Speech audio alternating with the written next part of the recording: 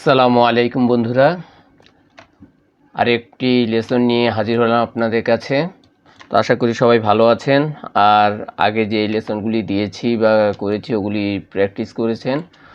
তো বন্ধুরা, আজকে আমরা কাজ করব ক্রপ টুলে যে প্যানেলটি আছে এটাকে নিয়ে। ক্রপ টুলের মধ্যে আমরা 4টি টুল পেয়ে যাব: crop tool, perspective crop tool, slice tool, slice select tool. এই 4টি সম্পর্কে আজকে আলোচনা করব।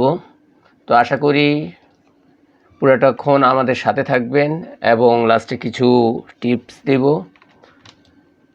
তো শুরু করা যাক আমাদের ভিডিওটি। তো প্রথমে আমরা আলোচনা করব ক্রপ টুল। ক্রপ টুল হলো গিয়ে আমাদের মূলত ক্রপ টুলের দ্বারা আমরা ছবির বিভিন্ন সাইজ কেটে নিতে পারি।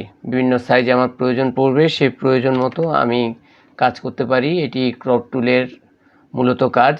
তো আমরা বিভিন্ন সাইজে ক্রপ টুলটা করব, কাস্টমাইজ করব। সেক্ষেত্রে আমরা এখানের কিছু অপশন দেওয়া আছে, এই অপশন অনুযায়ী আমরা কাজ করতে পারবো।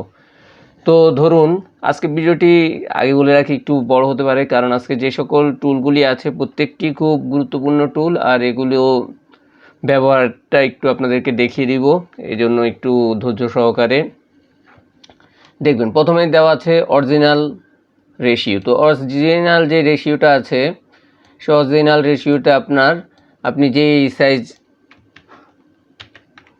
আপনার মন মতো সাইজ মতো করে নিতে পারবেন। আপনার যা প্রয়োজন সেই অনুযায়ী আপনি ক্রপ করে নিতে পারবেন যে কোনো সাইজে।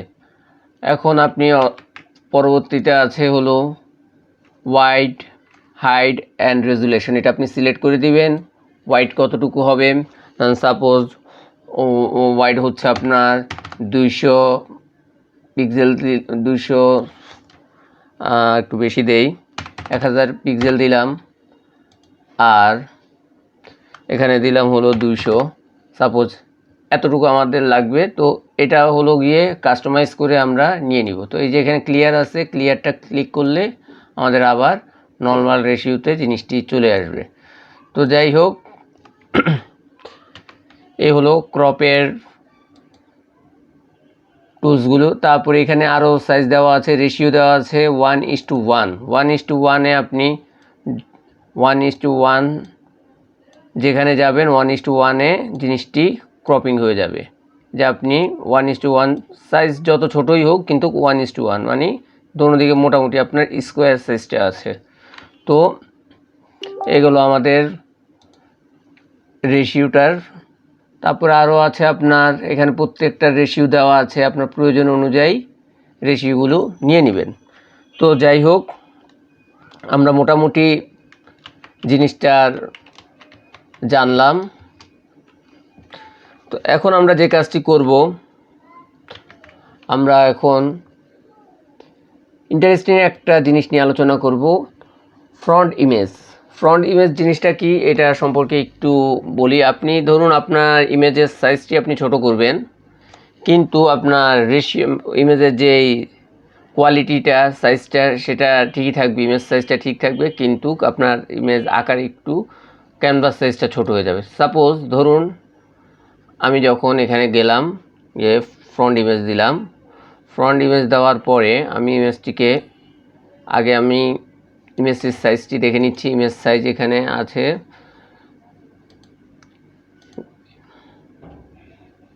ইমেজ সাইজটা আমরা নিয়ে নিচ্ছি। ইমেজ সাইজটা দেখা যাচ্ছে এখানে 4160 আর 3120 পিক্সেল এখানে দেওয়া আছে। তো এটা হলো আমাদের ইমেজ সাইজটা, মূল ইমেজের সাইজ। তো আমি এই সাইজটা ঠিক রেখে ক্রপ করব, এবং আসুন দেখা যাক। এই সাইজটা আমরা ঠিক রেখে তারপরে ক্রপটি করব। তো এখানে আমরা সিলেক্ট করব ফ্রন্ট ইমেজ, এটা দিয়ে আমরা এটাকে একটু ছোট করে নিচ্ছি। সাপোজ এতটুকু করে নিচ্ছি, অনেকখানি ছোট করে নিলাম। এখন দেখি আমাদের ইমেজ সাইজটা কত আছে, 4160, 3120। আশা করি আপনারা ব্যাপারটি বুঝতে পেরেছেন। এখানে ইমেজ সাইজটি কিন্তু আমার ঠিকই আছে, কিন্তু আমার ক্রপিংটা হয়ে গেছে। এটা খুবই একটা গুরুত্বপূর্ণ টেকনিক যারা ক্রপিং করেন এটা অনেকেই এই জিনিসটা আমরা জানি না, অনেকেই কাজ করি, কাজের ক্ষেত্রে এই জিনিসটা জানি না, কিন্তু এটা খুবই নেসেসারি একটা জিনিস। তো যাই হোক, এটা যখন আমরা করব, এটা করতে হলে আমাদের ক্রপের ফ্রন্ট ইমেজ এইটা ক্লিক করে তারপর করতে হবে। তো আরও এখানে আরও অনেক সাইজ দেওয়া আছে, যাক সাইজ নিয়ে আর আলোচনা করলাম না, এখানে সাইজ আপনার প্রয়োজন মতো নিয়ে নেবেন। তারপরে এখানে একটা আছে স্ট্রেন্থ মানে সোজা করার ক্ষেত্রে আপনি এটা ইউজ হবে। ধরুন আমার ইমেজটা একটু বাঁকা দেখা যাচ্ছে, এখানে ইমেজটা একটু বাঁকানো আছে, তো এটাকে আমি যেই বরাবর ধরে এই সাইজ মতো করে নিলাম, ইমেজটা আমার এখন স্ট্রেট হয়ে গেছে, এখন টোটাল স্ট্রেট। এই স্ট্রেটের কাজটি এটা বুঝলাম আমরা। এবার এখানে আমরা রুল অফ থার্ডস, এখানে কিছু আমরা যে ইমেজটা এটা আসলে অতটা প্রয়োজন পড়ে না, তারপরে বোঝানোর ক্ষেত্রে আমরা করি। এই যে আমরা যখন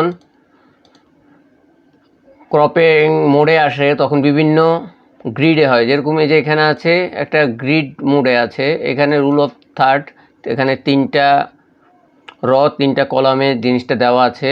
এগুলি আপনার ফটোগ্রাফি যারা করে তাদের জন্য এই জিনিসগুলো প্রয়োজন পড়ে, এগুলোর টোকাসের ব্যাপার স্যাপার আছে। তো এই যে এখানে আছে ডায়াগোনাল, তো ডায়াগোনাল সিস্টেমে আসলো, এরকম করে আপনার অনেকগুলো আছে, আপনার প্রয়োজন অনুযায়ী এগুলি নিয়ে নেবেন। তো যাই হোক, এটা আমাদের এটা যারা ক্যামেরাম্যান তারা এগুলি ইউজ করে, তো আমরা মোটামুটি এটার একটা প্রাথমিক ধারণা নিলাম। তারপরে এখানে আরেকটি জিনিস আছে, ডিলেট ক্রপ পিক্সেল, ঠিক আছে। এই জিনিসটা কিন্তু একটি গুরুত্বপূর্ণ জিনিস। তো সাপোজ আমরা ধরুন জিনিসটাকে ক্রপ করলাম, এতটুকু ক্রপ করব, এই ক্রপ করার পরে আমি কিন্তু আমার আর এই মূল ক্রপিং হয়ে গেছে, আমার ওই ইমেজটা হারিয়ে গেছে, এই ইমেজটা আমার এখন নাই, এটা সলিড একটা ইমেজে পরিণত হয়েছে, আমার ওই ইমেজের কোনো অস্তিত্ব নেই, এটা পুরোই ক্রপিং হয়ে গেছে। এখন যদি আমরা এই যে এখানে যে অপশনটা আছে ডিলেট ক্রপ পিক্সেল, এটার টিকটা উঠিয়ে দেই, এখন এটাকে যদি আমি ক্রপ করি সেক্ষেত্রে কি হচ্ছে, সেক্ষেত্রে দেখুন আমি জিনিসটাকে ক্রপ করলাম কিন্তু ক্রপ কিন্তু চলে যায়নি, আমার মূল ইমেজটা আছে, এই যে মূল ইমেজটা কিন্তু আছে, এটা আমার পুরাটাই হলো আমার মূল ইমেজ, এটা আছে, এটা আমার প্রয়োজনে আমি ব্যবহার করতে পারবো। এমনি জিনিসটা ক্রপিং হয়েছে, কিন্তু আমার যদি প্রয়োজন পড়ে না, আমার জিনিসটা একটু সাইড করে নিতে হবে, আমি এই অপশনটা পাবো। কিন্তু যদি আমরা দেখা যাচ্ছে এটা টিক দেওয়া থাকে, তাহলে কিন্তু আমরা এই অপশনটা আর পাবো না, আমাদের ইমেজটা আর ফিডে আসবে না।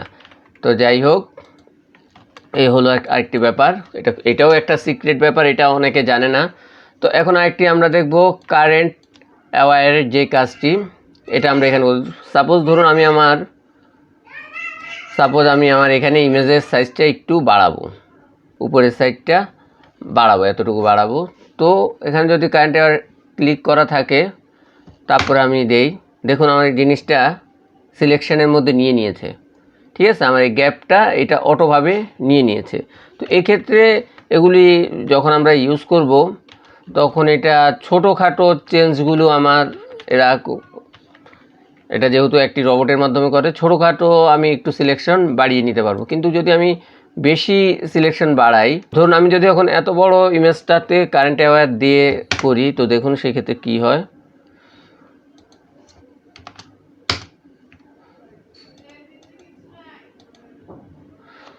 জিনিসটা নিয়েছে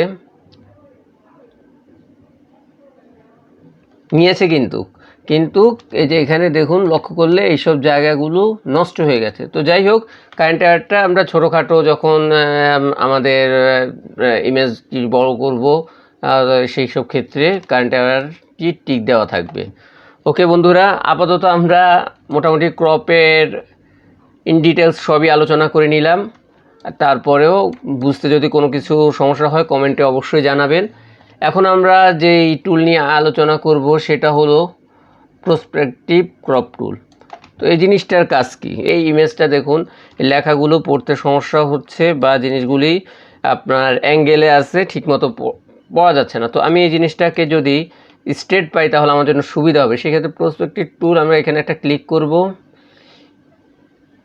এখানে একটা ক্লিক করব, দেখুন একটা জাল তৈরি হয়েছে, এখানে একটা ক্লিক করব, এখানে একটা ক্লিক করব।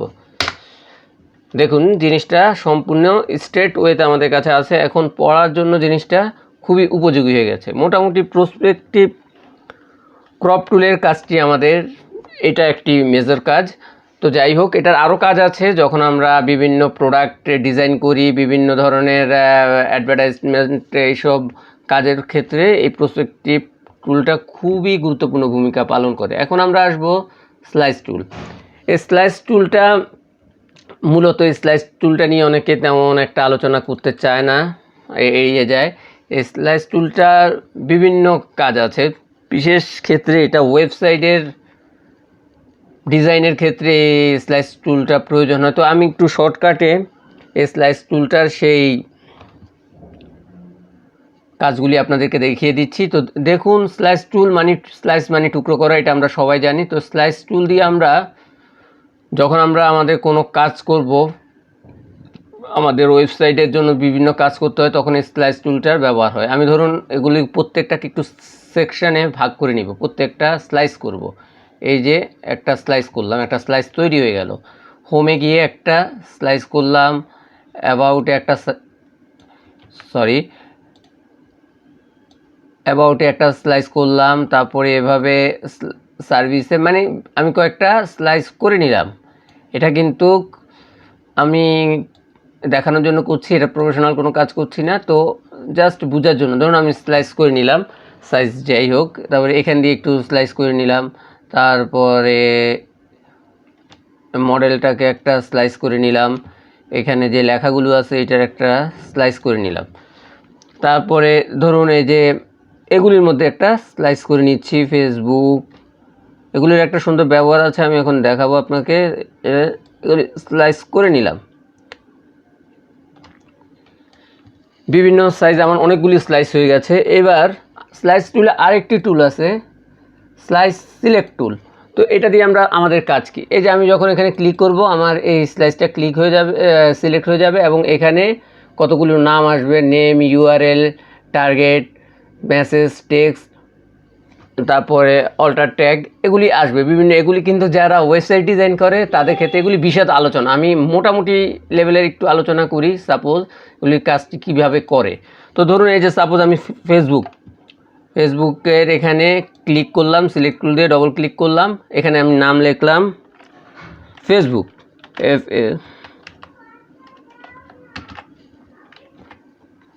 তারপরে এখানে ইউআরএলটা দিব। তো আমি ইউআরএল একটি সিলেক্ট করে নিয়ে রেখেছি, তো আমি এখানে ইউআরএলটা দিলাম, ব্যাস ইউআরএল সিলেক্ট হয়ে গেল। তারপরে আমরা ইউটিউবে গেলাম, ইউটিউবে গিয়ে আবার এখানে ইউটিউব লিখলাম, আর ইউআরএলের এখানে গিয়ে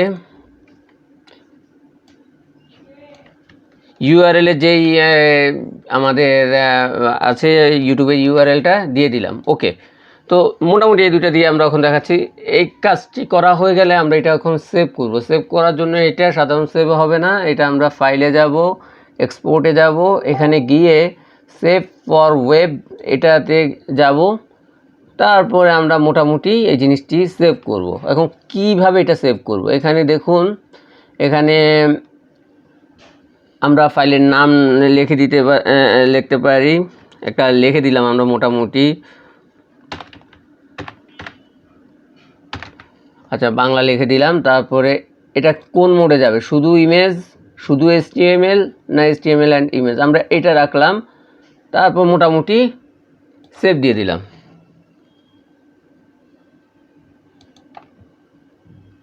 আমার জিনিসটা সেভ হয়ে গেছে। এখন দেখুন আমরা মোটামুটি সেভ করলাম, আমি যাই দেখি এটা কিভাবে সেভ হয়েছে।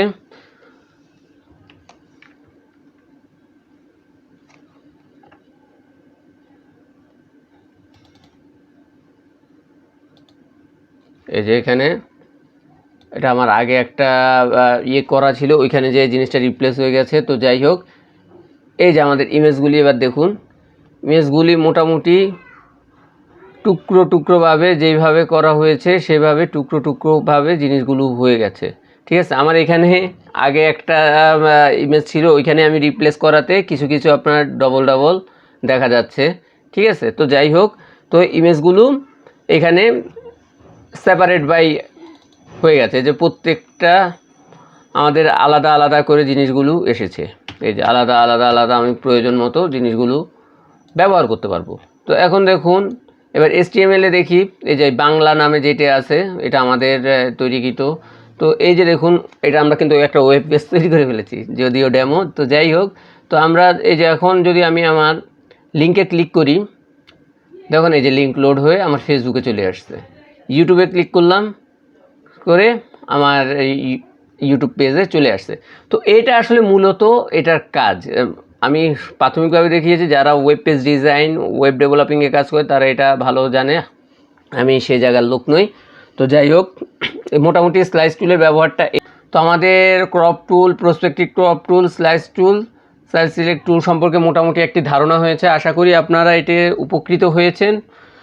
যদি উপকৃত হয়ে থাকেন অবশ্যই চ্যানেলটির পাশে থাকবেন, সাবস্ক্রাইব করবেন, শেয়ার করবেন, লাইক কমেন্ট করবেন। ধন্যবাদ সবাইকে।